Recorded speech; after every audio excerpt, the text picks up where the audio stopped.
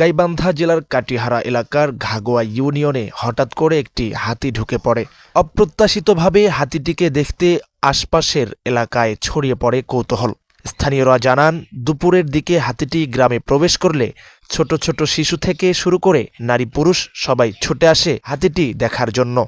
মুহূর্তের মধ্যেই হাতিটির আশপাশে ভিড় জমে যায়। হাতিটির সঙ্গে ছিল এক ব্যক্তি, যিনি হাতিটিকে নিয়ন্ত্রণে রাখছিলেন। এলাকাবাসী প্রথম থেকেই বুঝতে পারেন এটি বন্য হাতি নয়, বরং মানুষের প্রশিক্ষিত হাতি।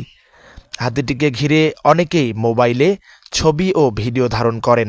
স্থানীয়রা জানান, গ্রামে এ ধরনের দৃশ্য সচরাচর দেখা যায় না, তাই সবাই আনন্দের সঙ্গে হাতিটিকে দেখতে ভিড় জমায়।